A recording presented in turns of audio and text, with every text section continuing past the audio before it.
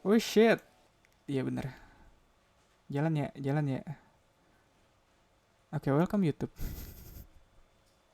Tadi PC-nya nge-freeze gitu kayak OBS-nya kayak sekian detik kayak dia berhenti. Oh, bentar.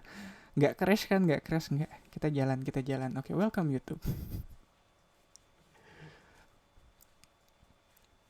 Aduh, malam ini banyak hal sebenarnya yang pengen apa sih yang pengen aku lakuin kayak kayak di Twitch sekarang Krokis dia lagi main Cube. Cube tuh kayak salah satu format dari Magic the Gathering di mana kalau di platformnya sendiri Magic the Gathering Arena event ini jarang banget keluarnya, dan kalaupun keluar mahal nggak sih bayarnya? Nggak mahal-mahal amat sih harusnya, 600 itu mah standar draft dah. Tapi ya event draft kayak Cube gini biasanya sih jadi event yang dinanti-nanti sih.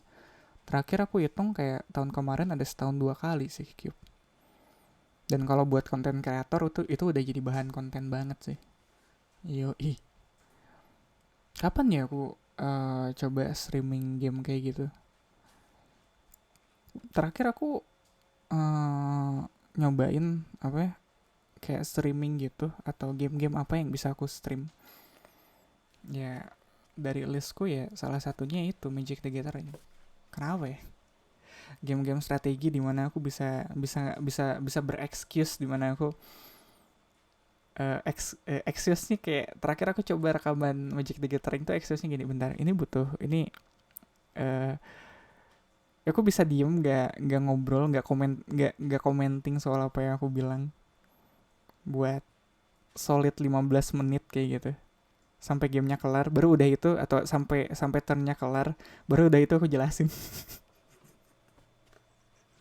Ya ternyata aku nggak sepinter itu loh, serius. Tadinya waktu coba recording Magic the Gathering, tadinya aku pikir aku bisa ngomong selancar ini gitu kalau kalau lagi apa ya, kalau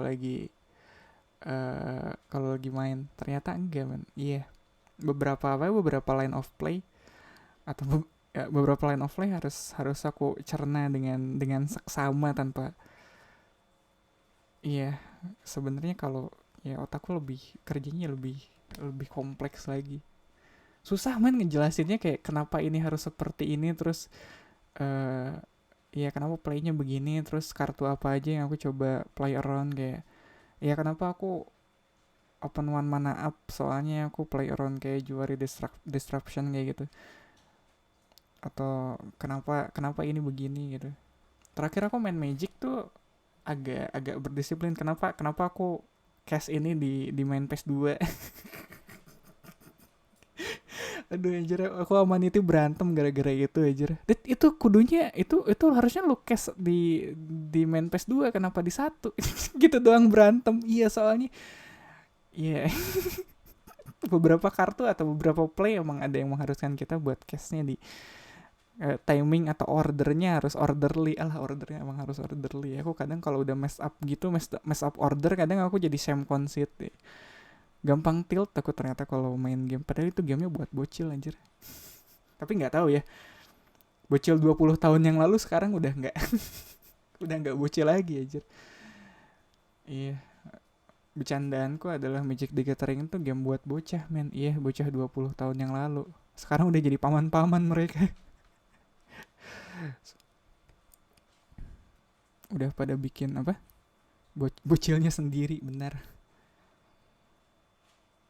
Terakhir aku ngelihat game itu kayak welcome penumpang masa lalu. Aduh anjir, penumpang masa lalu, saya mendadak flashback ini.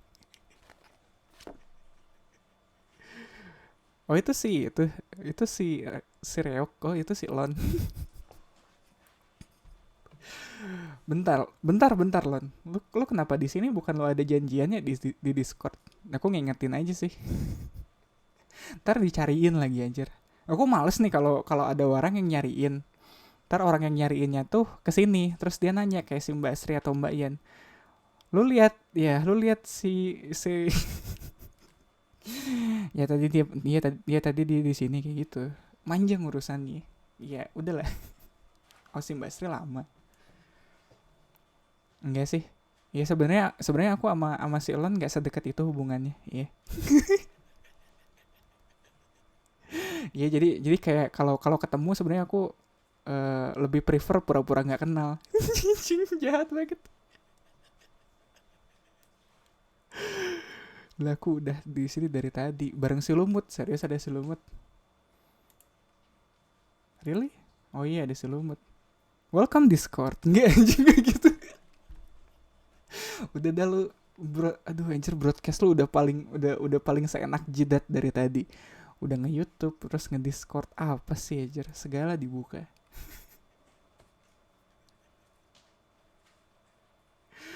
Nggak tahu sih. Terakhir hari apa ya, hari Senin kalau nggak salah. Eh, tanggal 3 ya aku inget, tanggal 3 kemarin aku nge-push segala resource yang aku punya buat buat ngelihat sejauh mana produksi yang bisa aku lakukan di sini. Like really. Jadi aku waktu itu ada apa ya, nongkrong di Discord sambil sambil broadcast reality kayak gini. Chaos lah aja. Ya pas ODW itu segala di push, bahkan sampai kayak koneksi harddisk aku udah itu apa sih, udah malam itu harddisk aku kudu di backup ya. Iya, aku harus di backup kalau gak gitu dia kebakar lagi aja. Iya chaos lah itu. Tapi ya makanya aku ngambil breaknya agak lama kan dari reality, break break broadcast kayak gitu. Ada 2 minggu. Soalnya aku juga kudu apa ya, kudu beresin sana sini. Kemarin ya banyak lah. Aku juga ternyata butuh banyak istirahat setelah itu. Satu hal yang aku apa yang aku ngeh, satu hal yang aku sadarin ternyata nge-share diri kamu di depan banyak orang kayak gitu tuh makan energi men. Iya. Apalagi buat buat orang kayak aku yang biasanya buat apa ya, nggak serius deh kalau in real life ya, kalau aku ketemu sama orang atau sama temen gitu, aku paling apa ya, aku paling paling deceptif, alah deceptif. Aku susah ditanya apa sih, kalau ditanya aku susah ngasih jawaban yang bener sebenarnya. Iya, paling pertanyaannya aku balikin lagi, kalau nggak pertanyaannya aku kasih jawaban yang lucu. Udah jawaban yang lucu, soalnya kalau dia udah ketawa dia udah nggak peduli lagi jawaban benernya kayak gimana. Aku sangat deceptif kayak, satu satu karena mungkin aku ogah kali ya, aku ogah banget apa ya, ngejelasin soal apa yang aku, soal kenapa aku begini, kenapa aku begitu, kenapa sih harus gini, kenapa sih harus gitu. Aku males man ngejelasin gituan, kayak thought proses aku kadang terlalu kompleks sampai aku ya antara terlalu kompleks atau emang dari satunya aku nggak mikir. Makanya aku males ngejelasin diriku sendiri. Kemarin aku dituntut untuk ngejelasin apa yang soal diriku tuh ada kali ya dari jam 8 sampai jam 4 pagi aja. Itu kampret emang si Tehara. Iya sampai jam 4 pagi aku masih ditanya-tanya sama Tehara. Kok gitu sih? Kok gitu sih? Hmm. Sisanya off record sih, iya. Sisanya aku kayak baper to the max gitu. Jadi harus jawab pertanyaan yang jawabannya ternyata cukup menyakitkan kalau aku ceritakan. Sial emang. Ya ternyata hidupku nggak sebaik-baik itu. Iya jadi apa ya? Aku nggak tahu itu jadi sesi curhat atau gimana, tapi kalau aku sih ngerasanya kayak kayak rada ngebuka luka lama sih. Iya udahnya aku rada ya butuh istirahat agak lama kayak dari situ. Iya sih. Ternyata hidupku begitu ya. Ternyata kayak semuanya balik lagi ke titik-titik itu. Ngerti gak sih kalau di stance gitu tuh semuanya balik lagi ke episode 11 aja. Iya. Yeah. Ya ternyata semuanya balik lagi ke episode 11 man. Kayak ada hal yang ada hal di masa laluku yang sampai sekarang ternyata aku belum bisa berdamai dengan baik dengan itu. Aku masih apa ya? Dan mungkin gak harus kali ya. Iya. Dari situ aku ngerti sih kayak beberapa apa sih hal-hal buruk yang pernah terjadi sama kamu di masa lalu mungkin yang lukanya masih kerasa sampai sekarang, mungkin itu gak apa ya, itu mungkin luka yang mungkin belum waktunya untuk sembuh kayak gitu. Itu harus apa sih, kamu masih butuh luka itu untuk jadi drive kamu bisa terus maju. Nggak tahu sih, aku mikirnya kayak gitu. Soalnya belakangan aku apa ya, kalau kalau nggak ada kalau nggak ada luka di situ, mung- mungkin iya hidupku bisa lebih bahagia ya, mungkin iya gitu ya, anggaplah seperti itu, mungkin iya, aku bakal lebih, ya bisa lebih lebih lebih bahagia, tapi apakah aku bisa sampai sejauh ini kayak gitu?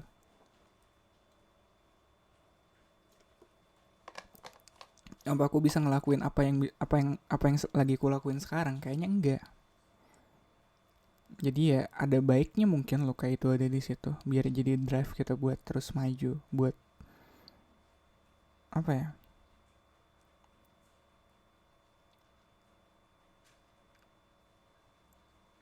kalau kalau buat aku tuh untuk gak nyerah, buat apa ya, buat ngepresent diri kamu kayak gitu. Aneh banget sih. Aku jadi inget soal apa ya, ada satu kalimat di move on. Aduh, aku lupa lagi tuh chapter berapa ya, chapter 3 kalau kata. Iya, kayaknya udah aku sebutin di situ. Kayak kalau kalau apa ya, kalau cuma kamu doang yang ngerti, dan di luar sana nggak ada yang lagi, nggak ada lagi yang ngerti, rasanya kok sepi ya kayak gitu, sendirian di dunia kamu sendiri. Iya, itu kalau nggak salah si kalimatnya Melati bilang kayak gitu ke Yudis. Iya, kayaknya baru di titik itu doang aku bisa baper sama tulisanku sendiri. Aneh banget ya, baper sama tulisanku sendiri. Ada sih, apa sih, ada sih titik dimana kalau kamu nulis sesuatu, entah itu kayak novel atau komik, buatku pribadi tuh ada momen dimana di sini yang bercerita bukan lagi kamu lewat karakter, tapi udah sepenuhnya karakter itu yang bercerita mewakili kamu di situ. Iya, kayak nggak tahu sih, aku sering sering ngalamin kayak gitu, kayak karakternya emang udah apa sih, udah fully aware gitu, udah, kalau kita nge-build karakter dengan baik, dengan utuh, rasanya udah nggak perlu apa ya, udah nggak perlu banyak mikir lagi untuk ngeprogres ceritanya ntar bakal kayak gimana. Ya itu Melati itu salah satunya sih. Itu kupikir dia walaupun umurnya pendek di cerita, dia cukup apa ya, cukup terdevelop dengan baik, makanya beberapa dialognya atau beberapa catchphrase-nya tuh terkesan hidup. Iya, aku banyak ngambil apa sih, aku banyak ngambil referensinya Melati itu dari Mayurinya Steins gitu aja. Iya, aduh makanya agak sayang sih Melati harus apa ya, dia role-nya abis di chapter-chapter awal. Aku pengen dia balik lagi sih ntar di depannya.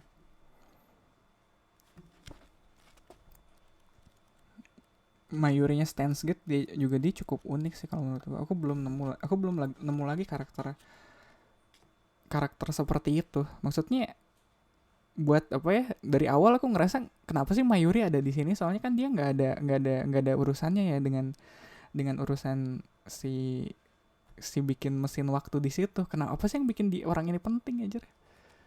Ternyata iya, ternyata kesannya dia jadi penting, kayak semuanya balik lagi sama Mayuri. Parah emang. Itu keren tuh Netroplus di zaman-zaman itu.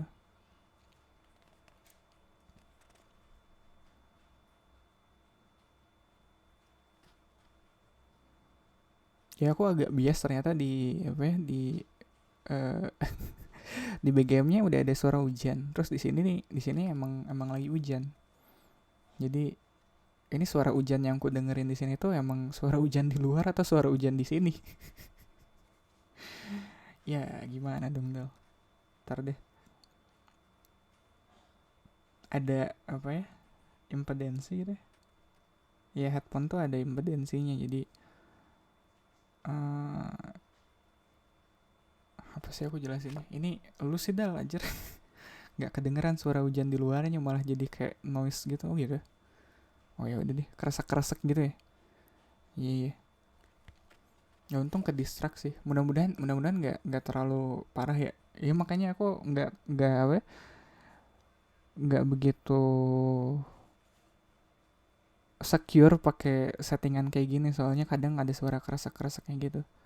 Suara PC-nya kedengeran banget tuh kan yang kayak gitu. Ya udahlah nggak apa-apa. Makanya aku pasang background BGM kayak gitu.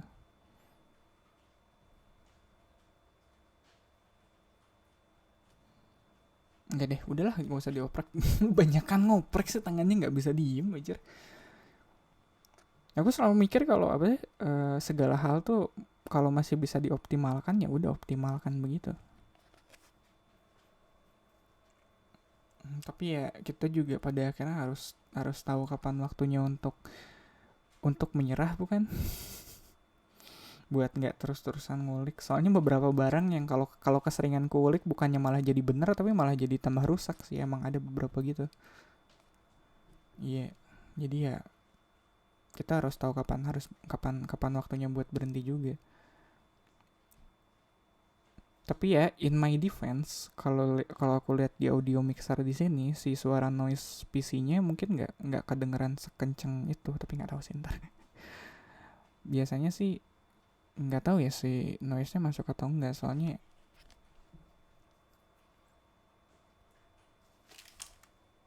oh enggak deng, itu emang PC ku kenceng serius. PC ku kenceng.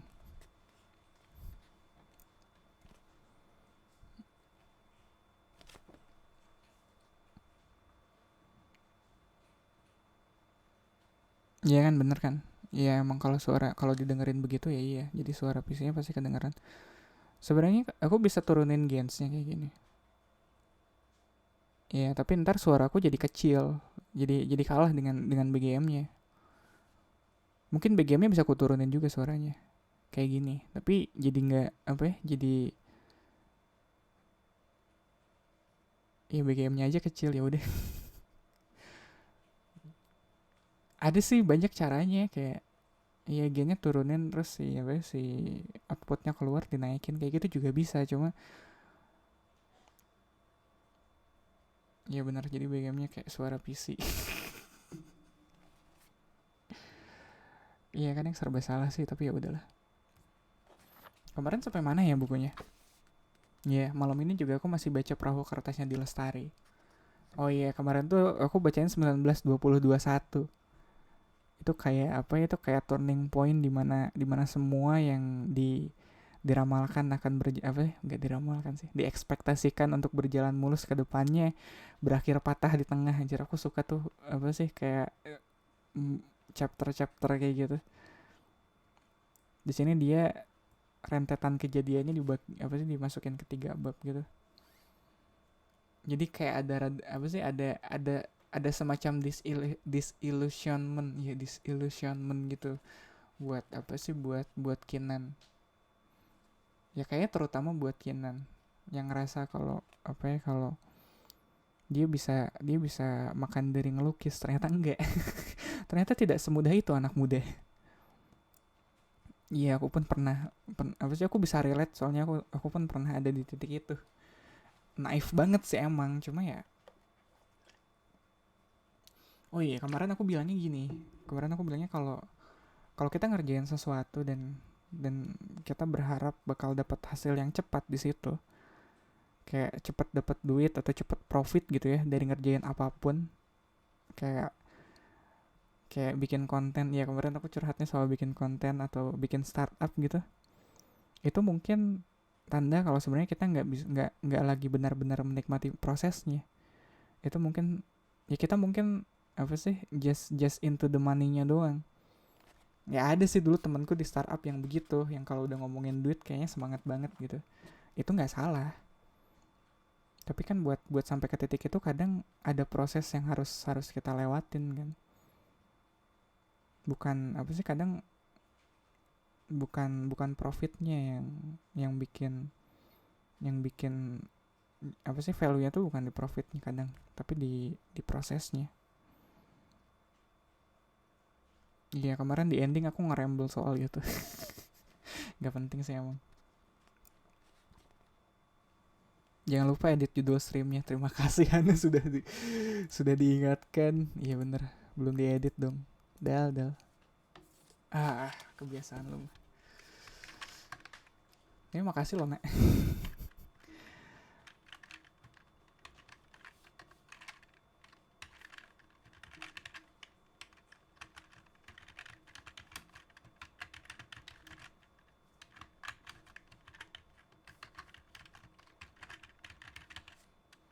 Iya, kalau nggak diingetin aku lempeng aja begitu ntar sampai jam 10. Kan nggak asik ya.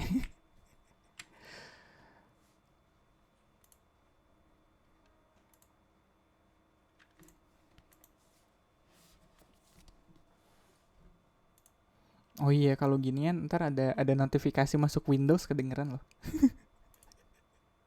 Kemarin aku gitu waktu nonton video yang mana ya? Iya, yang ada notifikasi Windowsnya, terus aku ngecek di Windows emang ada notifikasi apa? Oh enggak, itu dari YouTube. Kamu baru tahu. Debated. Iya, yeah, debated. Yaudah, kita masuk ke bab 22.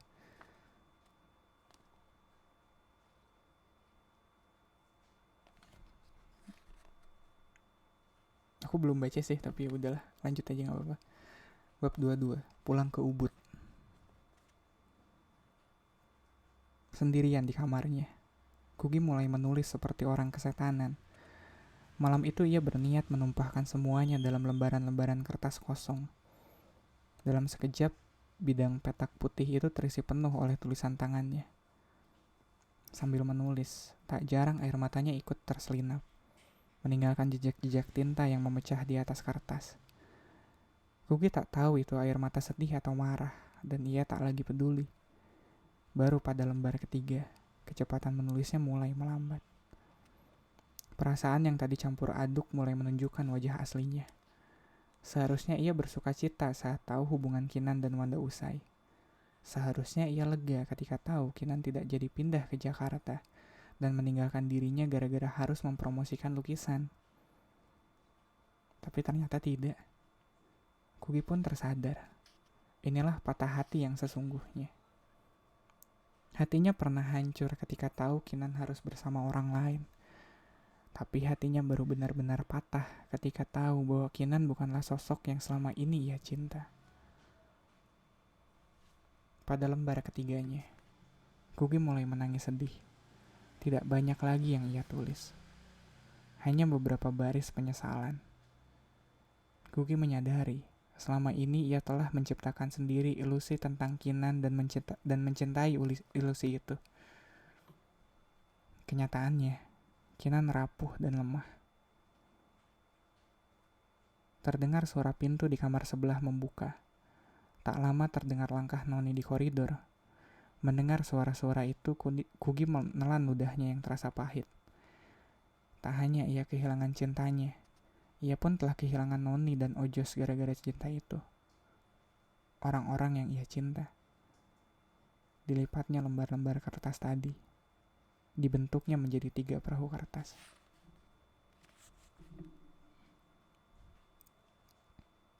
Di seberang kampus, ada sebuah pemukiman yang dilewati kali.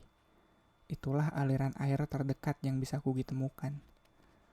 Pagi itu, sebelum kuliah, Kugi menyempatkan diri mampir ke kali. Terdapat beberapa anak kecil yang sedang asyik menangkapi kecebong.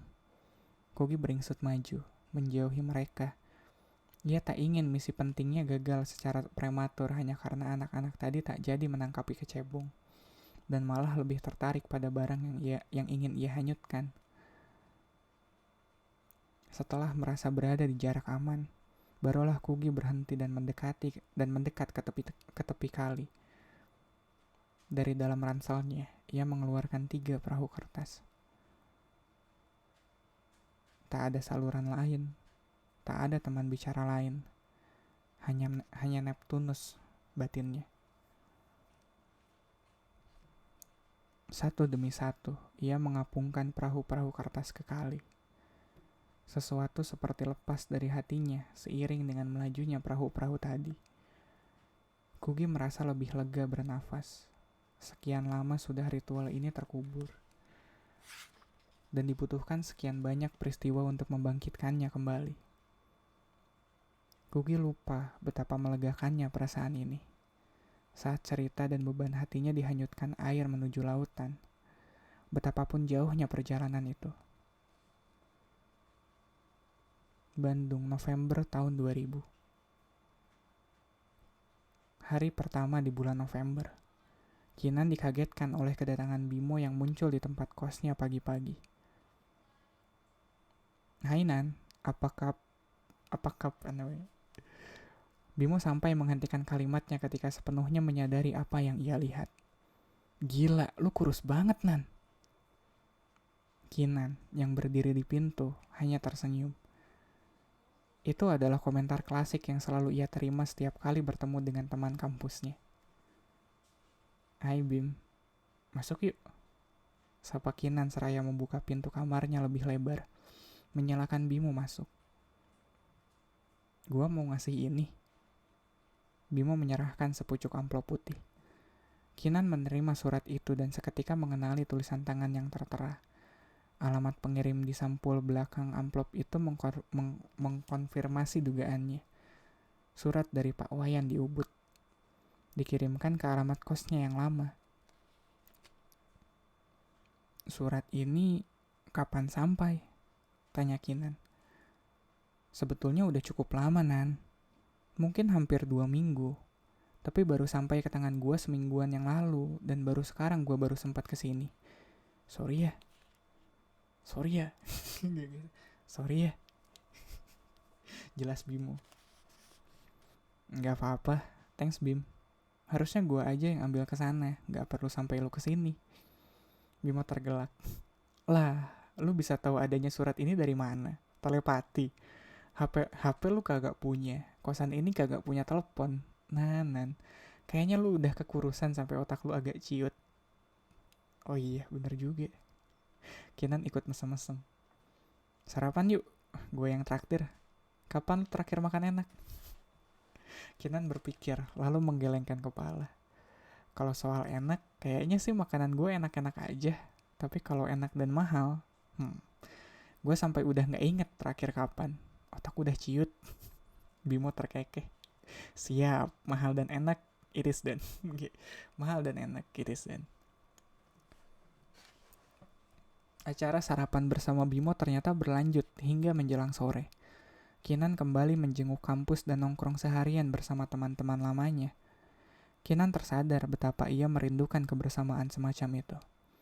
Sejak insiden di rumah Wanda, ia lama menyendiri dan mengurung diri bak seorang pertapa. Kedatangan Bimo benar-benar terasa bagai angin segar di tengah atmosfer jiwanya yang pengap.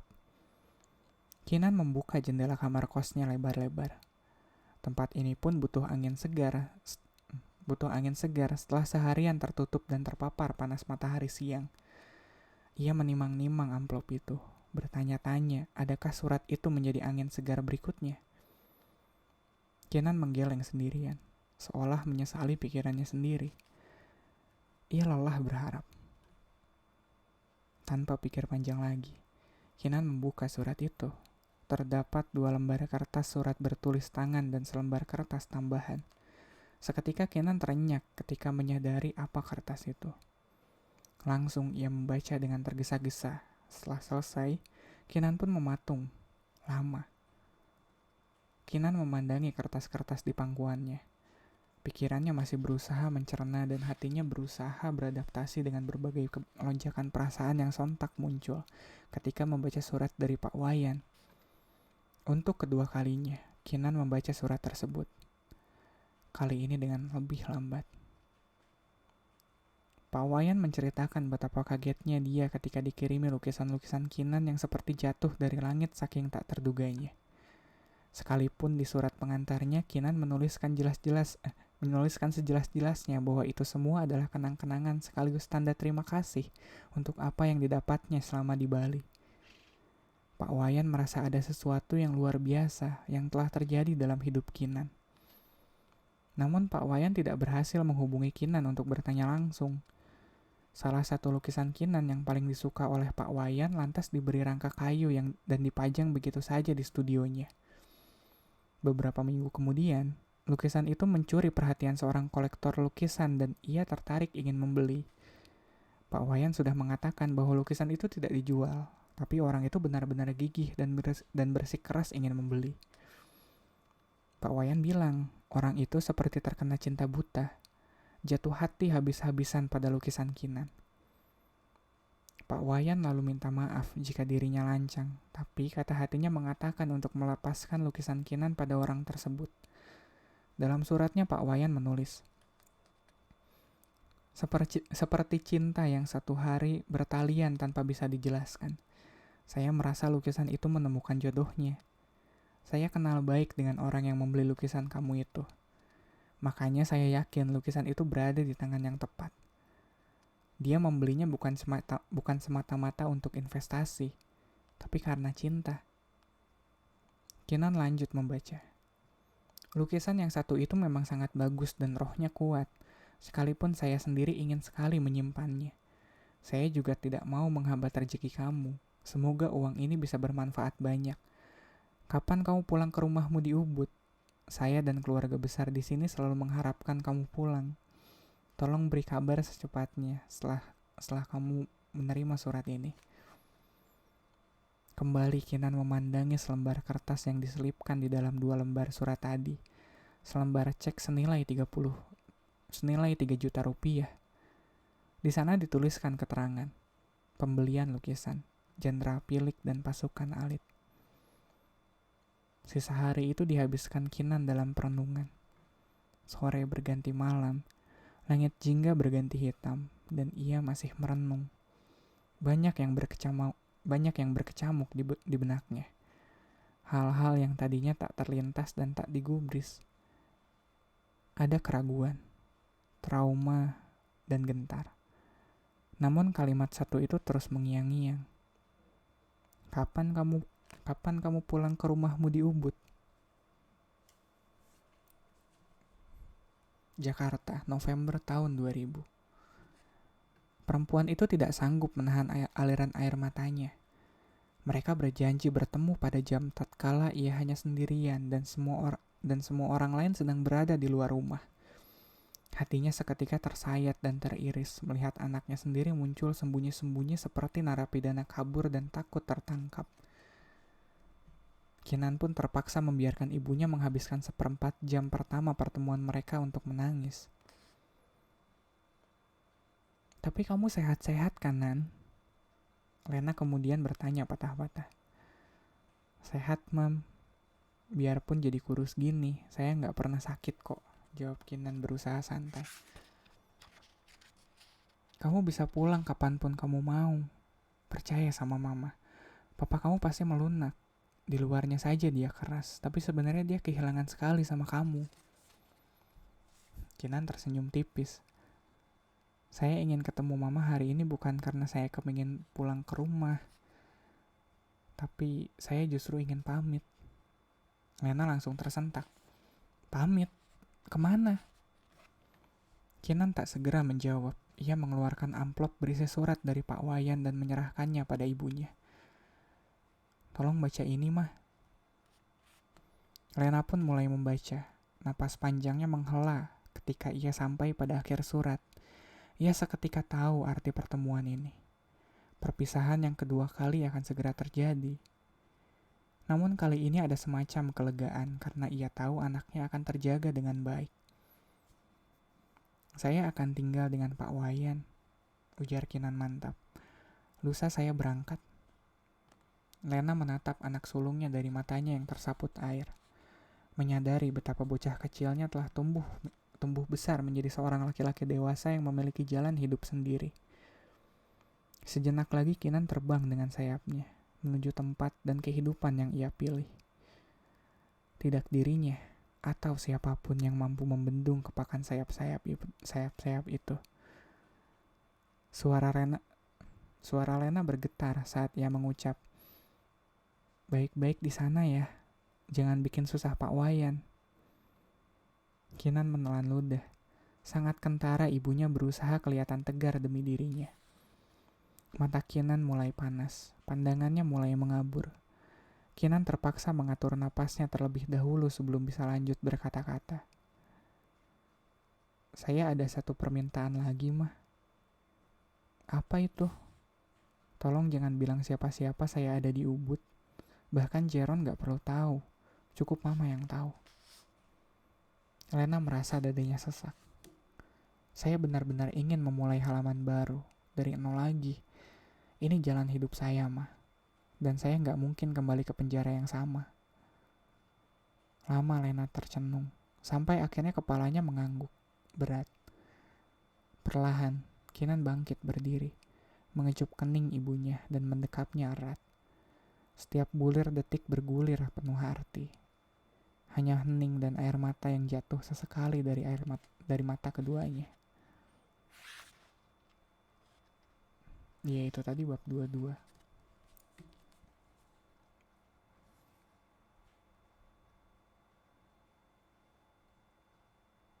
Aku nggak tahu ya, tapi apa ya kayak fajar setelah langit fajar setelah malam yang pekat kayak gitu tuh buatku selalu berkesan gitu. Soalnya kan sebelumnya Kinan kayak kayak dia udah kayak kehilangan semuanya, tapi ternyata di Ubud sana masih ada keluarga yang mau nampung dia, yang mau iya men. Iya kayak bayangin hidup lu udah stuck, udah kayak semuanya udah buntu, tapi ternyata masih ada jalan keluar aja. Iya momen-momen kayak gitu buatku ya selalu selalu kadang aku sendiri kayak kalau ada di momen kayak gitu kadang aku sendiri kayak sering nggak percaya sih, masa sih ternyata aku belum benar-benar mentok ya. Ya masih ada jalannya. Oke, bab 23 menangkap bintang. Ubud, ya bener, Ubud, November tahun 2000. 20 jam Kinan terduduk dalam bus yang mengantarkannya dari Bandung hingga terminal Ubung. Selama 20 jam, matanya tetap membeliak terjaga. Sesuatu dalam perjalanan ini membuatnya gelisah sekaligus bersemangat. Kinan menyadari ini adalah salah satu keputusan terbesar yang pernah dibuatnya selama hidup. Dalam hati ia pun merasa sesuatu yang besar akan menantinya di Ubud. Dari jendela bus, tampak Pak Wayan dan keponakannya, Agung, menunggu di terminal. Kinan langsung mengenali dua sosok yang sama-sama tinggi besar itu hilir mudik memakai setelan lengkap. Sarung, kemeja, dan udeng. Seperti habis baru selesai upacara. Poyan, Agung. Kinan melambaikan tangan begitu menginjakan kaki ke tanah. Serta merta terbit tawa cerah di wajah Pak Wayan. Sementara Agung dengan gesit langsung berlari menghampiri Kinan dan membantu membawakan tasnya. Agung, rupanya ada yang harus cepat-cepat kita kasih makan sebelum dia dilirik sama anjing-anjing seluruh Bali karena disangka tulang berjalan. Pak Wayan terkekeh. Kinan ikut terkekeh. Setuju Poyan, saya nggak nolak dikasih makan, apalagi kalau dalam waktu dekat. Pak Wayan tergelak seraya merangkul Kinan erat-erat. Saya senang sekali kamu pulang ke sini. Keluarga di Ubud sudah menunggu. Hati Kinan berdesir mendengarnya. Haru. Ia pun tersadar betapa ia merindukan konsep itu. Pulang dan keluarga. Welcome Kelvin. Iya. Dahlah kalau ada ceritanya yang lucu ketawa aja. Lu persis kayak temen gue. Enggak sih, dia konteksnya waktu itu bukan cerita yang lucu. Ya waktu itu dahlah kalau ada kejadian yang sedih lu nangis aja kayak gitu. Lu ngasih ya itu kayak lu kayak kebalikannya gitu. Dahlah kalau ada yang lucu lu ketawa aja. Aneh banget aja. Ya itu advice yang nadanya sama tapi maknanya jauh bertolak belakang. Alah apa sih?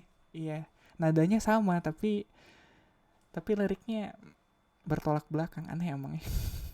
Tapi jangan diperlihatkan dia ketawa. Iya, apa jangan-jangan wah gue sama temen lu itu satu darah? Enggak lah ya. Ntar gue tanyain deh, dia emang saudaranya banyak sih emang, siapa tahu lu juga saudaranya apa sih.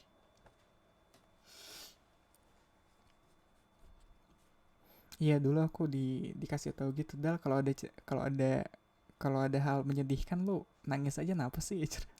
Creepy tau. Iya, creepy tau, lu ceritanya sedih tapi lu ketawa kayak gitu. Kita semua jadi mikirnya lu psikopat anjir. Gak tahu aja. Iya, gimana dong? Waktu itu aku waktu itu aku habis putus. Terus iya, aku bukannya curhat mewek-mewek, tapi kayak iya, kayak ngeran yang lucu gitu, lu bisa bayangin gak sih? Iya. Ya lu nangis aja, apa sih Del? Lu kalau ketawa gitu kita ngelihatnya creepy gitu, kayak psikopat lu aja. Gedek dia liatnya. Terus gue baru sadar apaan? Welcome Om Re. Iya, bentar. Kalau Om Re di sini aku cek Discord. Bukannya seharusnya kalian ngumpul di pojokan ya? Katanya si Reok ada hal yang pengen diceritakan gitu. Oh iya, ada lu juga di sini. Lu gimana sih? Ini orang-orang dia apa ya? Iya, di setiap kita napas kita menarik napas dan menghembuskan udara. Iya. Lu nggak beres belajar IPA atau gimana, Vin? Cuma gue sama Reokcon, iya kan? Gue masuk di Discord juga deh, nge-mute nemenin kalian berdua biar nggak disangka homoan. Aneh banget itu ada 2 orang. Iya, nge-mute gitu. Iya, kalau cowok cewek kan kita bisa lihat, oh mungkin apa sih 2 orang ini lagi gengsian gitu, nggak mau ngomong duluan. Tapi kan ini cowok-cowok ya. Jir, makhluk ketiga. Iya, makhluk ketiga. Yang ketiga setan dong, gimana dong? Nah itu gue mau bilang itu tadi. Bentar gue OTW ke sana deh. Tapi ntar kalau ada notifikasi Discord dia masuk ke reality, by the way. Iya, masuk juga ke recording. Gimana ya notifikasinya, kok matiin dulu gitu ya? Wait. Mana sih notifikasi? Ya, matiin dulu deh.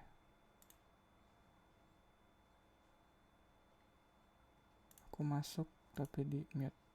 Ya, defend juga deh, ntar ada suara masuk. Ya udah tuh, ada orang ketiga di sini. Ada orang ketiga apa sih? Kalau cowok sama cewek jadinya orang ketiga. Kalau cowok sama cowok jadinya batang ketiga. Enggak gitu anjir. Gimana kalau salah satu dari mereka nggak punya batang? Lu nggak mikir ada kemungkinan ke situ kan? Oh, anjir. Apa sih Del? Kok creepy? Batangnya diinjek Thanos. Alah. Gimana kalau salah satu di antara mereka batangnya portable? Iya, bisa dibongkar pasang gitu. Aneh emang. Cuma akar. Kayak Lego, iya. Itu jokes aku malam kapan ya? Aduh, ajar, aneh banget. Kalau nggak salah di Discordnya Mbak Sri juga sih di situ.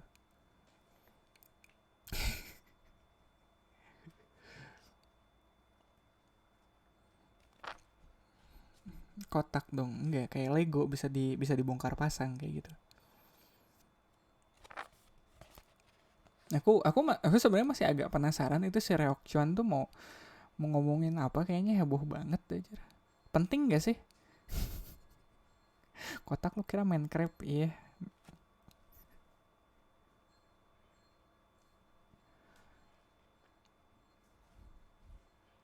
Bentar, aku pastiin.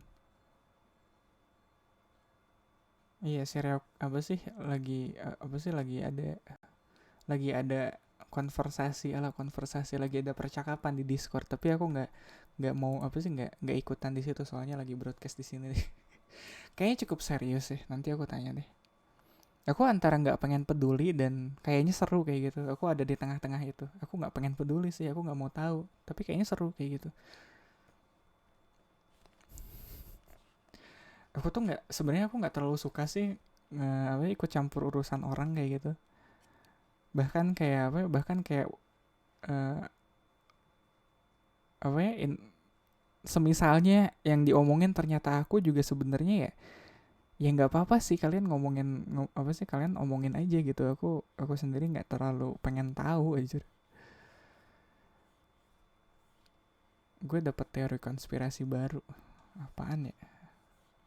Teori konspirasi.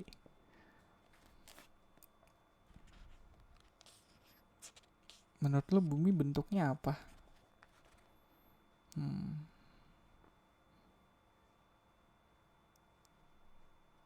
Ada yang bilang bumi bumi itu bulat. Banyak kan kayak majority gitu. Terus ada counter apa ya? Ada counter argumennya yang bilang bumi itu datar. Terus ada kemarin aku nemu kalau bumi itu sebenarnya bentuknya torus. Torus tuh kayak bentuk donat gitu. Aku sekarang mau menawarkan satu teori lain. Gimana kalau ternyata bumi itu bentuknya spiral? Lu zigzag aja. Mabuk apa lu, Vin? Bumi itu bentuknya dinosaurus. Nah itu. Nah itu. Wah, saya tidak terpikirkan tuh seperti itu. Iya, gimana kalau bentuknya bentuknya dinosaurus ya? Iya, kayak nugget so good. Sama bentuknya alfabet gitu ya kali ya. Iya. Lo tau Gunung Everest? Nah, itu giginya. Oh gitu. Tapi masa sih? Tapi ya suka-suka kalian sih mau mau berpikir bumi itu bentuknya kayak gimana. Aku rasa ya seru-seru aja sih ada perbedaan pendapat soal bumi itu bentuknya kayak gimana atau ya hal-hal seperti itu.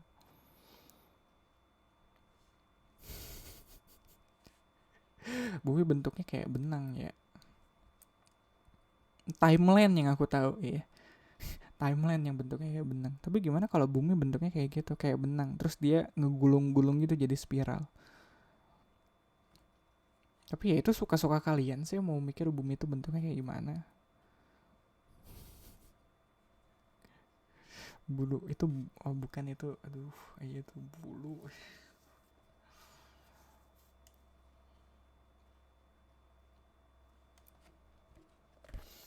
Gue lanjutin ya. Iya, tadi bentar ya, aku agak penasaran. Aku itu Windows kan bukan display. Ya Windows. Takutnya tadi Discordku keambil gitu di recordingnya.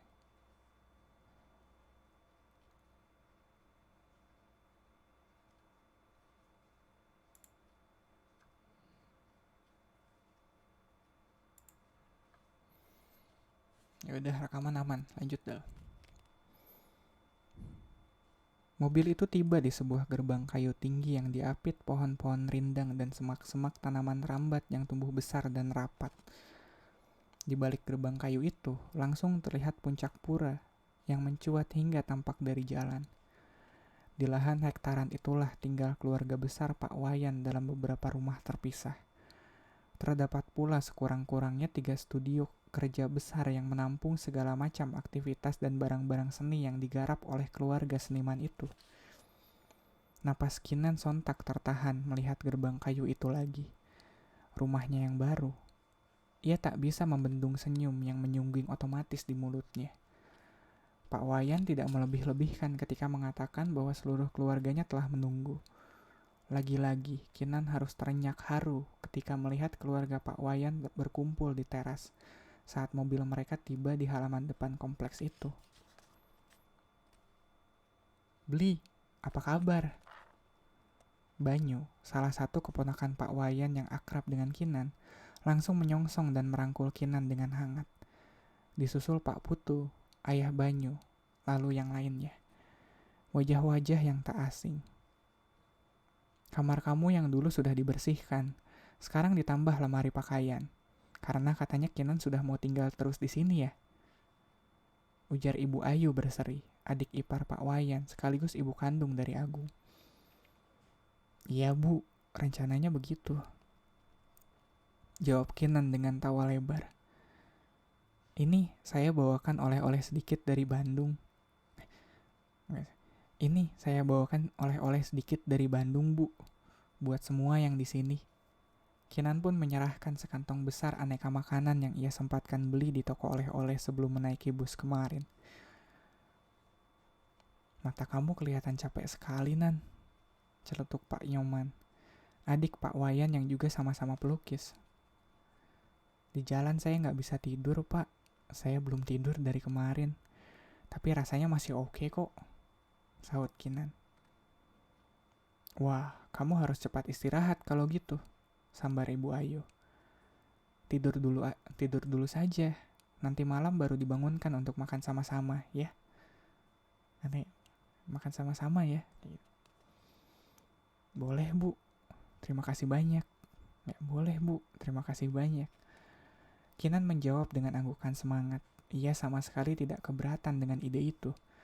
Begitu kakinya kembali ke rumah ini, seluruh sistemnya seolah melepas beban dan ketegangan yang menumpanginya sejak berangkat. Hingga lelah tubuhnya pun akhirnya terasa. Lude, panggil Ibu Ayu. Tolong kamu antar Kinan dulu. Jangan lupa nanti siapkan minum. Alis Kinan sedikit berkerut. Nama itu asing, dan sesosok asing yang sedari tadi berdiri malu di pojokan. Tertutup orang-orang, menyeruak keluar. Menatap Kinan sambil setengah menunduk.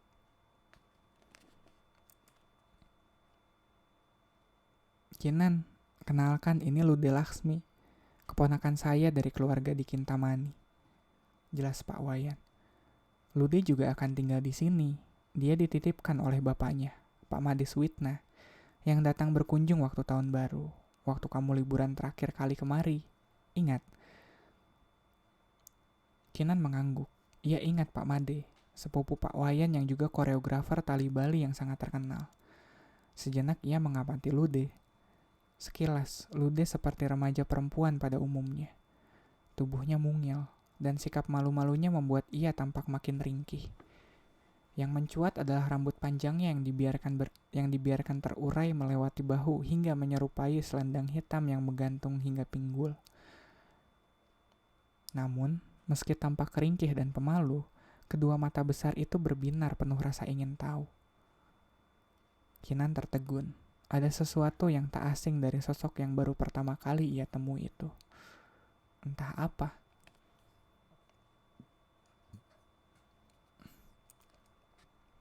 Lagaknya saja pemalu, padahal ia banyak tahu, sambung Pak Wayan lagi sambil terkekeh. Muka Lude langsung memerah. Mari beli, saya antar, ucap Lude sambil cepat-cepat berjalan. Meski ia berkata dengan volume pelan, tapi terdengar jelas suara itu begitu bening seperti embun. Panggilnya Kinan saja, sahut Kinan. Dengan sungkan Lude mengangguk. Istirahat dulu, Nan. Nanti malam kita bicara-bicara lagi. Santai saja. Kamu tidak perlu kemana-mana lagi. Ujar Pak Wayan sambil menepuk bahu Kinan. Kinan menatap wajah-wajah itu sekali lagi, memastikan bahwa ia tidak sedang bermimpi. Sudah terlalu lelah ia bermimpi. Bandung, November tahun 2000. Eko memandangi Noni yang sedang membereskan isi lemari pakaiannya. Belakangan ini kegiatan mereka sudah banyak bergeser. Ia dan Noni lebih banyak menghabiskan waktu berdua. Masih ada beberapa kelompok teman yang sering jalan bareng dengan mereka, tapi rasanya tidak pernah lagi sama. Mau sampai kapan sih kalian diem-dieman begini? Tiba-tiba Eko berceletuk. Noni terpaku sejenak, tapi dengan cepat ia kembali meneruskan kegiatannya melipat baju. Maksud kamu, aku dan Kugi? Iya, jawab Eko setengah melengos. Memangnya enak kayak gini? Padahal kalian satu kos. Aku kan jadi serba salah mau menempatkan diri. Kamu pacarku, Kugi sahabatku, tapi kalian gak saling ngomong. Noni mengangkat bahu. Habis mau gimana? Apa kamu gak lihat kayak apa dia sekarang? Negurnya aja males. Dagu Noni menunjuk ke arah jendela. Eko menengok sedikit keluar. Dilihatnya Kugi baru saja pulang. Mukanya yang lucu kini mengeras seperti kelihatan judes. Matanya cekung seperti orang kelelahan. Ia lebih mirip rumah angker. Pendiam, muram, seakan-akan beban dunia ada di pundaknya. Males nggak lu kalau ditampangnya kayak Males nggak lu kalau dia tampangnya kayak gitu tiap hari? Celetuk Noni lagi. Udah deh kok, aku sih merasa percuma. Udah pasti kita nggak akan bisa balik lagi kayak dulu. Ku gitu udah berubah banget. Kenapa ya dia? Sejak ngajar di Alit, terus putus sama Ojos, dia jadi berubah banget. Aku juga nggak ngerti. Dan dia kayaknya nggak mau terbuka sama aku. Ya udah. Eko menatap Noni lurus-lurus. Kamu nggak kehilangan apa? Kenapa sih kamu nggak coba ngedeketin dia kek? Ngajak ngobrol pelan-pelan kek? Noni balik menatap Eko, tajam. Harusnya dia yang coba ngedeketin aku, ngajak aku ngobrol pelan-pelan, minta maaf karena nggak datang ke acaraku. Bukan sebaliknya. Eko terdiam. Dibiarkannya Noni kembali sibuk dengan mulutnya yang memberengut. Non, ucapnya pelan setelah sekian lama hening. Kamu tahu nggak, Kijang yang larinya cepat kayak kilat bisa beku kayak patung kalau ketemu singa. Kamu gak nyambung. Maksudku, saking ketakutannya Kijang itu sama singa, dia malah kehilangan kemampuannya untuk lari. Dia malah gak bisa gerak sama sekali. Terus hubungannya apa denganku? Terus hubungannya apa dengan aku? Pernah gak kamu kepikir, saking merasa bersalahnya Kugi sama kamu, dia jadi kayak Kijang itu. Dia malah gak bisa ngapa-ngapain. Dia jadi kaku, diam dan menutup diri. Bukan karena dia yang kepingin, tapi itu refleks yang gak bisa dia lawan.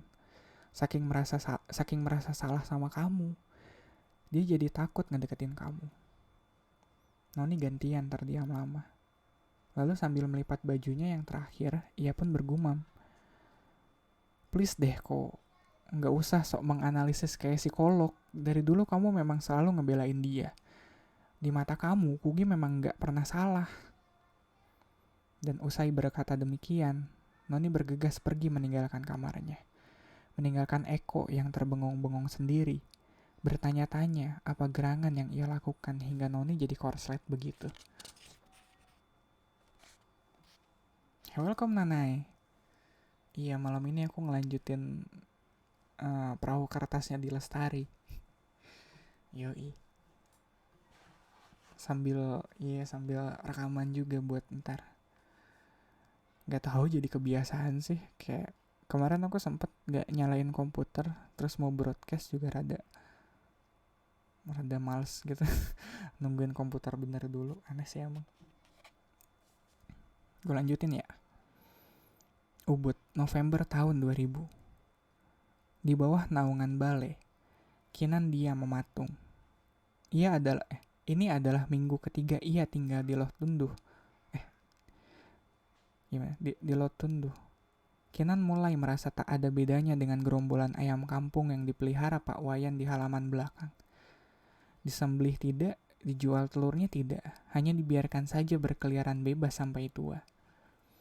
Barangkali Pak Wayan cuma membutuhkan kehadiran mereka, suara mereka, gerak-gerik mereka untuk menghidupkan suasana. Terkadang, Kinan merasa gerombolan ayam itu bahkan lebih berguna dari dirinya. Sekalipun setiap hari ia berusaha membantu pekerjaan rumah apapun sebisanya. Tetap ia tidak merasa berguna. Kinan mulai merasa lelah dan frustasi dengan semua ini. Kebaikan dan ketulusan Pak Wayan beserta seluruh keluarganya justru membuat ia semakin tidak enak hati. Selama 3 minggu, ia hanya menumpang tidur dan makan. Kok gitu sih? Dan bukan untuk itu ia seharusnya di sini. Seharusnya ia berkarya. Di hadapannya sudah ada kanvas polos. Di sampingnya berserakan semua peralatan melukis. Tiap pagi ia menyiapkan perangkat yang sama di tempat yang sama. Namun belum ada secercah apapun dorongan di hatinya. Namun belum ada secercah pun dorongan di hatinya. Tiba-tiba dari belakang punggungnya terdengar sesuatu bergesekan dengan lantai kayu. Kinan otomatis menoleh ke belakang, kaget melihat Lude sudah duduk bersimpuh di tangga balai. Lude pun sama kagetnya, tampangnya langsung pucat seperti maling tertangkap basah. Hai Tuan Putri, kok bisa parkir di situ? Kapan munculnya? Kinan menyapa sambil tertawa. Sudah dari tadi, jawab Lude terbata. Saya mau lihat Kinan melukis. Kinan tergelak lagi. Kamu gak sayang waktu apa? Karena dari tadi berarti kamu cuma melihat saya melamun, bukan melukis. Bentar.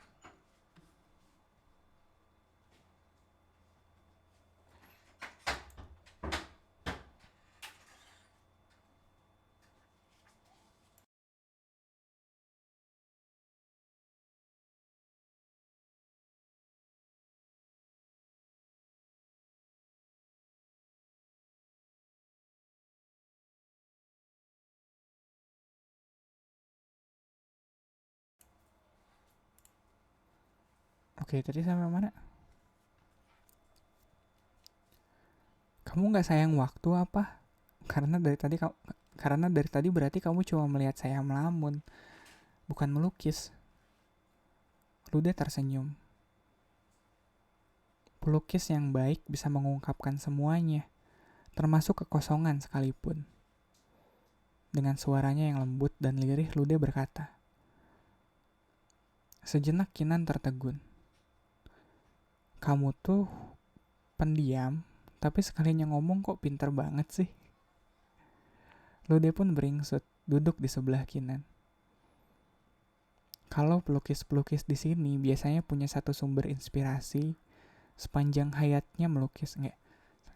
Kalau pelukis-pelukis di sini biasanya punya satu sumber inspirasi. Sepanjang hayatnya melukis, mereka akan melukis berdasarkan sumber yang sama. Tapi justru dengan begitu, mereka bisa mencapai tingkat penjiwaan paling tinggi. Mungkin hal seperti itu yang perlu Kinan cari. Kembali Kinan terpana mendengar kata-kata Lude. Sama sekali tidak menyangka ucapan sedemikian bijak dan bernas akan meluncur dari mulut gadis 17 tahun di hadapannya.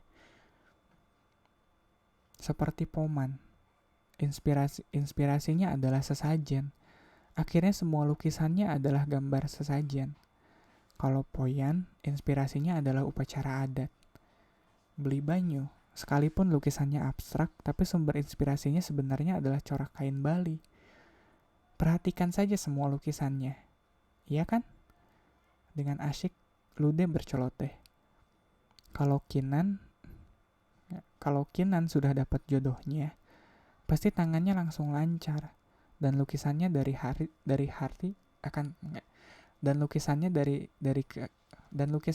ke hari akan semakin bagus. Kinan melongo. Jodoh. Setiap pelukis pasti memiliki jodohnya masing-masing. Kalau mereka mau bertekun sekaligus berserah, pasti mereka akan menemukannya. Jadi, Kinan jangan cepat putus asa. Kadang-kadang kanvas kosong juga bersuara. Tanpa kekosongan, siapapun tidak akan bisa memulai sesuatu. Lanjut Lude lagi. Kali ini Kinan tidak tahan lagi. Sesuatu menyesak di dadanya. Sudah lama ia ingin bicara dengan seseorang tentang kesulitan dan tekanan yang ia alami. Dan mendadak, hari ini Lude muncul seperti malaikat penolong yang mengetuk pintu pertahanannya.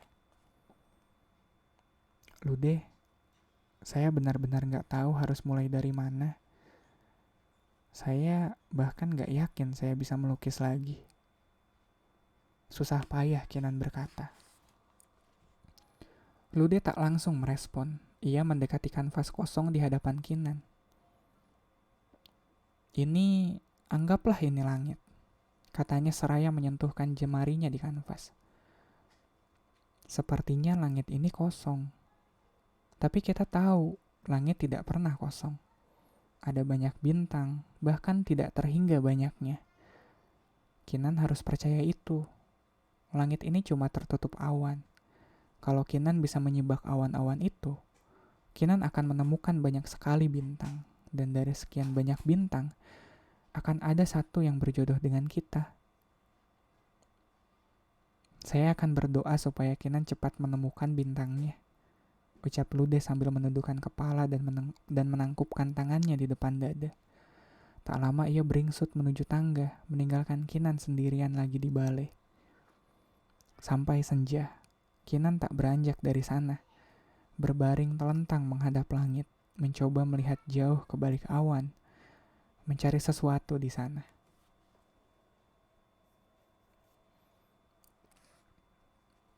Ya, aku suka dialog Lude sama Kinan di sini. Pengen aku ulang sih tapi ntar ya. Ya itu tadi bab 23 sampai situ. Masih ada waktu gak sih buat satu bab lagi? Harusnya ada deh. Yoi. Ya lanjutin deh ke bab 24. Pembeli pertama. Bentar.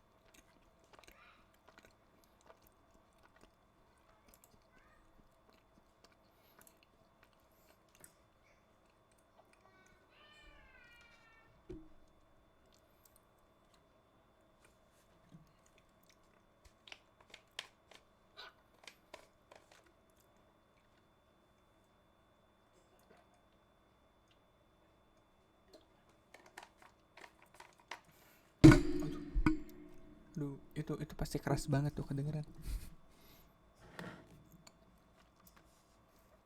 Ternyata nggak seaman itu ya disimpan apa pakai ginian.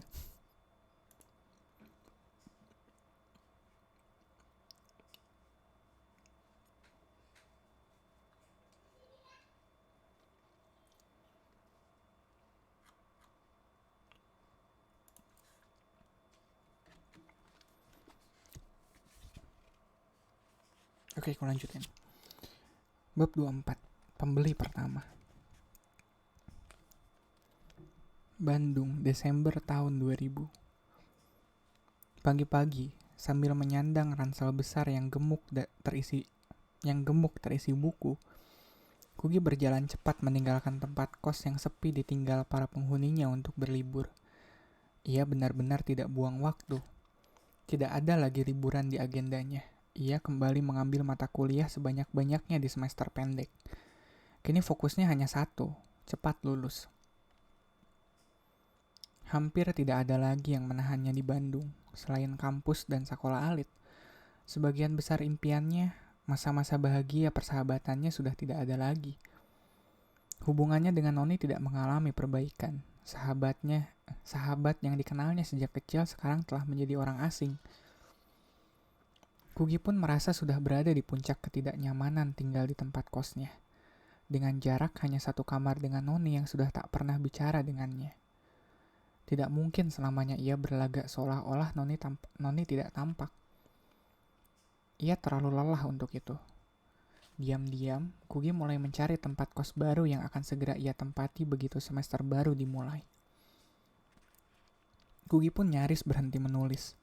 Tak peduli lagi dengan ambisinya menjadi penulis dongeng. Daya khayalnya tergantikan oleh rangkaian pikiran logis yang bekerja mekanis sebagai robot untuk belajar. Belajar dan hanya belajar. Satu-satunya kegiatan menulis yang tersisa hanyalah perahu-perahu kertas yang diapungkannya di kali.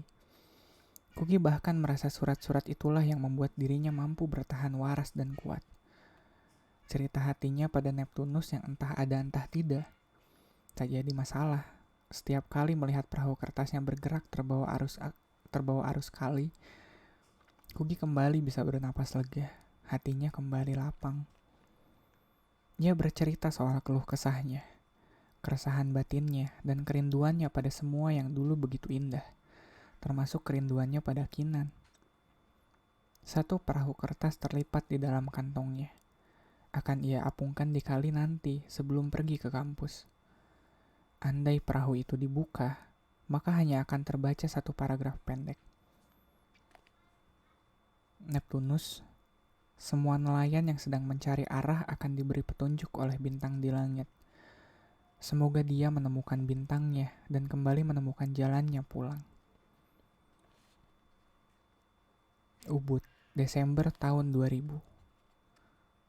Setiap pagi di balai yang sama, kanvas demi kanvas mulai terisi. Jari dan kuas itu tak pernah berhenti menari-nari, menorehkan garis dan warna.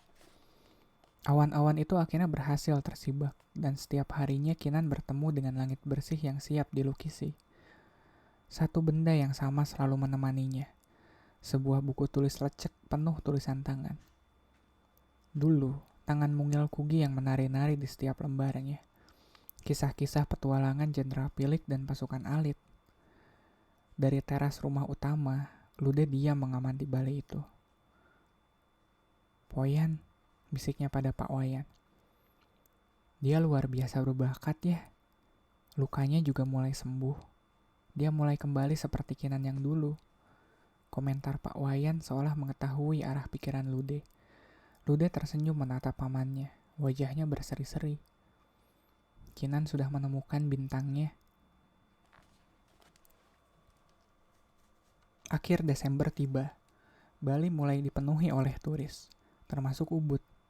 Hawa liburan pun ikut merasuk pada Kinan.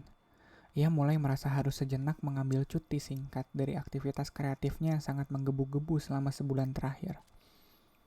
Belakangan, ia lebih sering tertidur di balai ketimbang melukis. Namun sore itu, tidur siangnya terganggu. Badannya tiba-tiba diguncang oleh Lude. "Kinan, bangun. Di galeri ada tamu yang mau ketemu. Ayo bangun."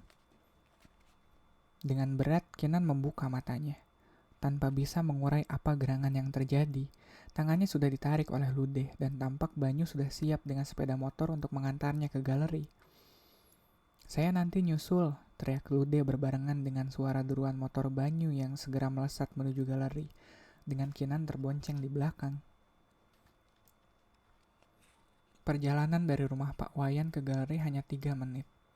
Kinan bahkan belum sempat mengumpulkan nyawanya. Masih sambil agak terhuyung, dia memasuki galeri, menemui Pak Wayan. "Ada tamu siapa, Poyan?" tanyanya sembari menggosok-gosok mata. "Nah, ini dia pelukisnya. Baru bangun tidur." Pak Wayan malah menertawainya keras-keras. Ada seorang laki-laki muda yang berdiri di sampingnya, ikut senyum-senyum. Necis meski hanya memakai kaos polos dan jeans. Tubuhnya tegap dan terawat. Wajah itu bersih dan tampan. Dari pengamatan sekian detik, Kinan bisa menyimpulkan ia pasti datang dari kota besar di luar Bali. Kemungkinan besar Jakarta. "Kinan, Kinan, ini penggemar fanatik lukisanmu yang membeli lukisanmu pertama kali. Datang jauh-jauh dari Jakarta untuk menanyakan karyamu yang baru. Saya yang beritahu kalau kamu sudah kembali tinggal di sini." Tergopoh-gopoh, Kinan langsung memperkenalkan diri. "Lukisan kamu makin matang sekarang," puji pria itu. "Saya terkagum-kagum sejak tadi. Luar biasa." "Terima kasih," sahut Kinan sambil tersenyum lebar. Tak mampu menyembunyikan rasa senang dan bangga yang seketika menyeruak di hatinya. Untuk pertama kalinya, ia melihat ada orang yang menyukai lukisannya dengan tulus. Lukisan mana yang kira-kira Mas suka?" tanyanya sopan. Pria itu menebar pandangannya, menyapu lukisan-lukisan Kinan yang terpajang mengitari tempat mereka berdiri. "Jujur, saya nggak bisa memilih. Kalau boleh saya tanya, sebenarnya semua lukisan itu rangkaian cerita ya?" Kinan mengangguk-anggukkan kepala bersemangat. Betul sekali, tokoh-tokohnya sama, cuma petualangannya saja yang berbeda-beda. Cuma petualangannya saja yang beda-beda. Saya terinspirasi oleh seri petualangan anak-anak karya sahabat saya. Tema lukisan yang saya buat disesuaikan dengan ceritanya. Lebih mirip ilustrasi jadinya. Hanya saja dalam bentuk lukisan. Itu dia masalahnya. Pria itu tertawa ringan. Saya jadi nggak bisa milih. Kalau bisa, saya kepingin beli semuanya. Jadi saya punya koleksi lengkap. Kalau beli banyak nanti dapat diskon menarik, Mas. Canda Kinan sambil terkekeh. Tapi kalau boleh tanya balik, sebetulnya apa sih yang membuat Mas tertarik dengan lukisan saya? Pria itu mengambil ancang-ancang bicara, seolah mengantisipasi pertanyaan yang sudah lama ia siapkan jawabannya. Pertama, Pertama, tema lukisan kamu unik, tidak umum, tulus dan tanpa pretensi. Kedua, menurut saya gaya melukis kamu itu fresh, orisinal, rapi, ilustratif, tapi tidak terasa seperti ilustrasi. Rasanya tetap seperti monumen tersendiri dan bukan pelengkap sesuatu. Ketiga, dan ini yang paling penting, lukisan kamu punya roh yang kuat. Saya sudah hobi koleksi lukisan sejak lama. Dan bagi saya, lukisan yang bagus adalah lukisan yang bisa membuat orang merenung. Tapi lukisan kamu bukan cuma membuat orang merenung, malah bisa mengundang orang untuk masuk ke dunia kamu. Itu pengalaman apresiasi yang luar biasa. Kamu perlu tahu, jarang sekali ada lukisan yang punya ketiga unsur tadi sekaligus. Kinan menelan ludah, tidak tahu harus bagaimana menanggapi itu semua. Dengan sangat terpaksa saya harus mengambil dua lukisan saya. Dengan sangat terpaksa saya harus mengambil dua lukisan saja hari ini. Tapi pastinya saya akan mengkoleksi lebih banyak lukisan kamu. Sambung pria itu lagi, sambil berjalan ke arah lukisan yang ia pilih. Berapa harganya? Kinan menelan ludah lagi. Matanya melirik ke arah Pak Wayan, meratap minta tolong.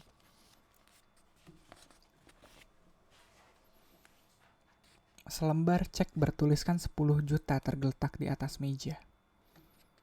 Tidak terlalu susah kan menentukan harga karya sendiri? Butuh pembiasaan, tapi makin lama nanti kamu makin pintar kok. Pak Wayan tertawa kecil. Kinan geleng-geleng kepala. Saya masih nggak percaya, Poyan. Ini pertama kalinya saya lihat langsung ada orang yang beli lukisan saya. Tiba-tiba Kinan mengambil tangan Pak Wayan, menggenggamnya sambil menundukkan kepala. Poyan, terima kasih sekali buat semuanya. Saya nggak tahu harus bilang apa atau melakukan apa. Kalau Poyan nggak keberatan, saya ingin membagi setengah dari penjualan ini dengan galeri.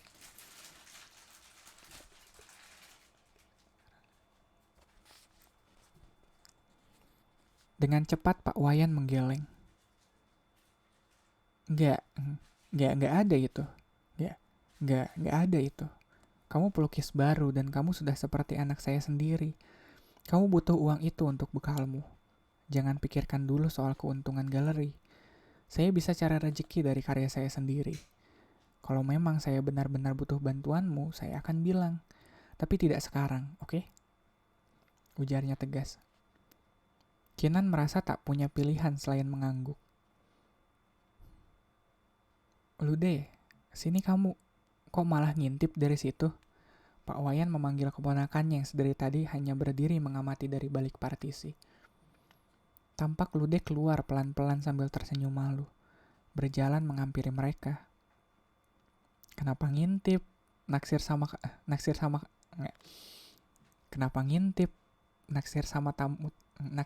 tamu tadi ya? Naksir sama tamu tadi ya? Kayak Tom Twister ya. Kenapa ngintip? Naksir sama tamu tadi ya? Goda Kinan. Enggak, bantah Lude, panik. Benar itu si Kinan. Nanti kalau kamu cari jodoh, cari yang seperti itu. Ganteng, sukses, masih muda. Cinta seni lagi. Celetuk Pak Wayan sambil terbahak. Jangan mau sama yang kayak kita ini. Kantongnya sakit asma, napasnya satu-satu. Wajah Lude kian merah jambu. Dalam hatinya ia sama sekali tidak sepakat dengan pamannya. Welcome Daddy Boys. Welcome back. Aku juga welcome back sebenarnya. Ini kayak broadcast kedua aku tahun ini sih. Sebelumnya broadcast sih, tapi beda konteksnya, nggak seperti ini. Welcome back. Kemarin aku seharian ngebahas itu. Welcome back Dal. Aneh emang. Ubud, malam tahun baru tahun 2001. Akibat desakan semua orang, Kinan akhirnya setuju membeli ponsel. Sambil duduk di tepi jalan di tepi pantai Jimbaran, ia menimang-nimang benda kecil yang masih terasa asing di tangannya. Tidak banyak data nomor telepon yang tersimpan di ponselnya. Hanya keluarga di Bali dan beberapa nama yang ia pindahkan dari buku alamatnya yang lama. Kinan melirik jam di layar ponselnya. 5 menit sebelum pergantian tahun. Suara di belakangnya makin ingar-bingar, berlomba dengan suara ombak yang terdengar dari depan. Jempolnya bergerak mencari satu nama itu. Dan begitu nama itu muncul di layar, ia tertegun sendiri, batinnya menyapa spontan. Apa kabar kamu kecil? Mendadak Kinan gelisah. Ia tidak yakin apakah nomor itu masih berlaku. Namun entah mengapa, ada desakan kuat untuk ia memencet tombol hijau bergambar simbol telepon. Connecting. Kinan mengamati lekat satu kata itu, berkedip dan berpendar di layarnya. Bisakah ia berbicara? Sanggupkah ia? Tidak. Kinan memejamkan mata. Jempolnya memencet tombol merah. Disconnecting.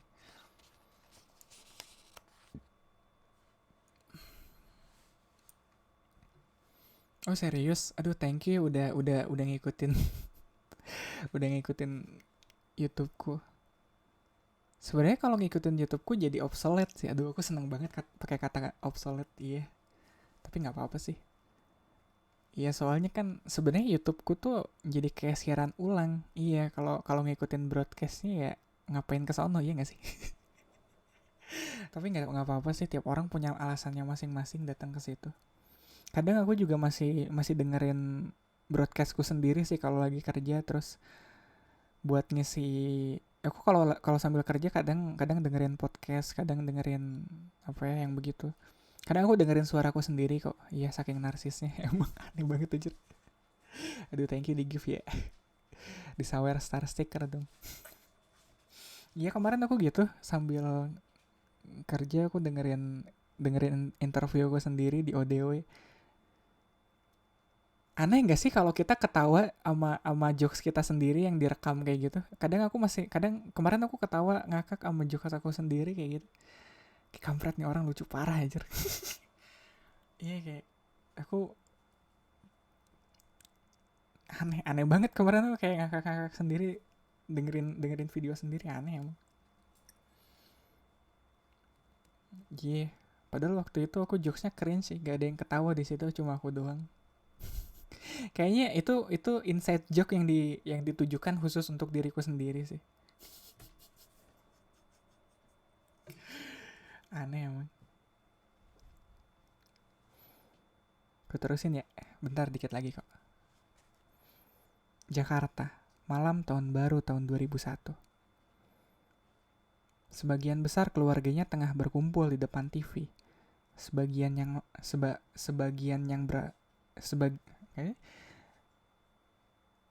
besar keluarganya tengah berkumpul di depan TV. Sebagian yang beracara sedang asik bermalam tahun baru di berbagai tempat. Gugi termasuk yang berkumpul di depan TV. Selain karena tidak ada undangan apa-apa untuknya, ia memang malas keluar. Rasanya tidak ada yang lebih menyenangkan selain selonjoran kaki di sofa, makan cemilan sambil mengomentari apapun yang muncul di layar kaca lalu tertawa-tawa sendiri. Tiba-tiba Kugi terduduk tegak. HP aku bunyi ya? Bukan, itu suara dari TV, komentar Kevin pendek. HP aku di mana sih? Kugi mulai membongkari bantal-bantal sofa. Kev, ayo berdiri bentar. Kugi mendorong tubuh kakaknya. Kayaknya didudukin sama kamu. Gak mungkin, pantatku sensitif. Pasti kerasa kalau ada yang ganjal, cetus Kevin asal. Tapi Kugi tidak menyerah. Ia terus mendorong tubuh Kevin dan mencari-cari di sela-sela sofa. Aduh Gi, apaan sih nih? Nyodok-nyodok gak jelas, ganggu tau, omel Kevin. Nih bener kan? So much for sensitivity. Diet aja dulu biar pantatnya kecilan. Kugi langsung mengecek ponselnya yang ditemukan persis di bawah Kevin. Kening Kugi berkerut. Nomor yang tak ia kenal. Namun matanya tak lepas mengamati deretan angka itu. Rasanya ada sesuatu di sana. Kugi pun mengirim pesan. Ini siapa? 1 jam berlalu. Pesan itu tidak dibalas. Lena membuka pintu kamarnya, mendapatkan suaminya masih terduduk di depan TV yang menyala. Adri, kamu belum mau tidur, sudah jam 2 pagi loh, katanya sambil menguap. Pria itu mendongak sejenak, mendapatkan istrinya sudah berkimono dengan muka mengantuk. Sebentar lagi, kamu duluan saja tidur, acara TV-nya bagus. Nanti saya nyusul kalau sudah selesai, oke? Jawabnya lugas. Lena mengintip layar TV sekilas, tidak yakin dengan arti bagus yang dimaksud oleh suaminya, tapi ia memilih untuk tidak mempermasalahkan dan kembali ke kamar. Sepeninggal istrinya, Adri kembali menatap TV dengan pandangan kosong, seperti yang ia lakukan sedari berjam-jam yang lalu. Di dalam kepalanya ada program yang berjalan sendiri. Kenangan, pertanyaan, lamunan tentang satu orang. Kinan, di mana kamu sekarang, Nak? Bertahun baru di mana? Apakah kamu kesepian, kelaparan, kedinginan? Dan ia hanya bisa menyapa dan menanyakan itu semua dalam hati. Dalam kesunyian, dalam ketiadaan. Setengah mati, Adri berusaha menahan. Hingga pada satu titik rasanya tidak lagi tertahankan. Ada sebutir air mata dan sebutir air mata pun bergulir di pipinya. Ulangi deh, itu barusan udah enak. Kenapa sih lu mess up di akhir? Oke. Setengah mati, Adri berusaha menahan. Hingga pada satu titik rasanya tidak lagi tertahankan. Dan sebutir air mata pun bergulir di pipinya. Ya itu tadi bab 24 sampai situ. Broadcastnya mau ku tutup sih. Iya, tapi masih ada 15 menit lagi ternyata. Aneh emang. Ya aku gak bisa lanjutin soalnya lanjutannya agak panjang. 15 menit kayaknya gak cukup buat lanjutin. Tapi ya udah, kayaknya malam ini ceritanya sampai situ deh.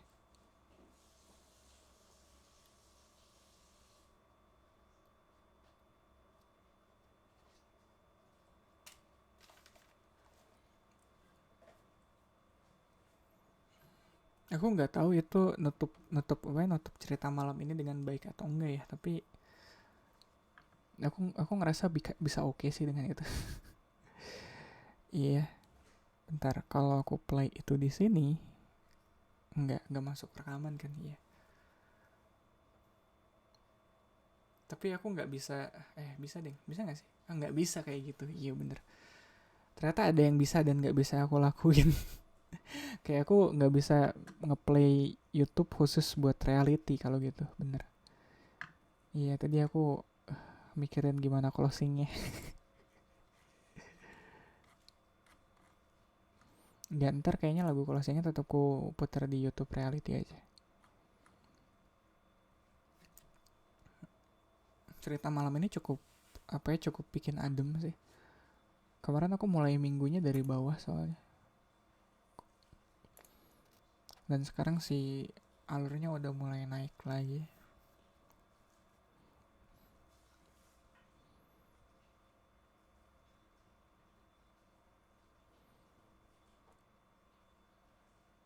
Iya ternyata iya kalau nyolokin langsung ke PC aku jadi sadar aku nggak bisa asal klik gitu.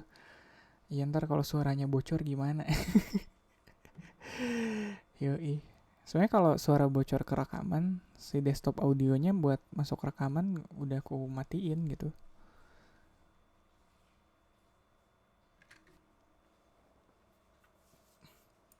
Aku closing aja deh. Iya, closingnya di situ.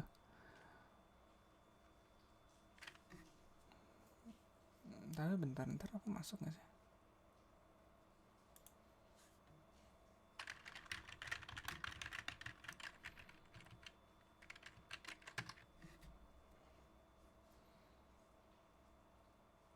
Iya, ini aku matiin. Baru ini aku play. Gitu ya? Iya bener. Aduh anjir kok.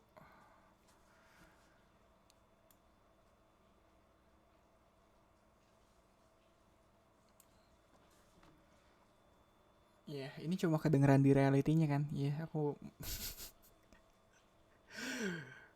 Iya, sorry ya settingan. Apa ya, setup broadcast begini. Aku masih belum terbiasa sih somehow. Tapi ntar deh aku biasain.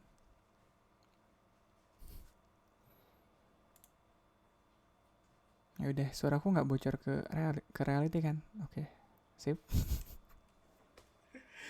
Ya udah, aku closing rekamannya deh malam ini. Cuma aku nggak terlalu banyak random kan ya? Iya bener. Iya harusnya segitu. Aku ngarepnya sih rekaman tua tuh nggak lebih dari 2 jam. Soalnya berat juga kalau di atas 2 jam kayak gitu. Ya 1 jam, 1 jam setengah masih oke lah. Tapi dan apa ya, dan emang beda sih maksudnya kalau buat kalau kalau buat rekaman apalagi di upload di YouTube gitu. Aku sendiri kalau eh, sebagai penonton, kalau aku nontonin video aku sendiri gitu, kadang kayak beberapa kualitas, kayak kalau aku kebanyakan diem atau kebanyakan ngeblank, atau ternyata gitu ya, apa ya, siaran tuh ternyata seperti itu. Aku nggak boleh terlalu lama membiarkan uh, pembicaranya terhenti di situ, walaupun pada dasarnya aku di sini ngomong sendiri men. Iya, kadang-kadang aku ngobrol sama chat ya di sini. Ichi ngobrol, dia bilangnya chat kayak di Twitch. Sorry ya, aku lama main di Twitch. Iya, aku ngobrol sama chat juga di sini. Tapi ya mudah-mudahan kedepannya lebih baik sih. Aku belakangan ngerasa kualitas broadcastku emang kudu ditingkatkan sih. Nggak tahu ya, pengen aja sih. Aku masih berasa masih ada cringe-nya sih. Terakhir aku nonton video aku sendiri yang ODW. Ya ada itu ya, inside jokes kayaknya yang cuma lucu kalau aku doang yang dengerin, tuh ada di situ tadi aku bilang. Tapi ya dari situ aku ngerti sih kayak gimana caranya biar enak berinteraksi dengan orang dan sebagainya kayak gitu. Tapi udah deh. Ya udahlah, videonya aku tutup aja buat YouTube. Thank you ya YouTube sudah mendengarkan sejauh ini. Ya, yeah, thank you YouTube.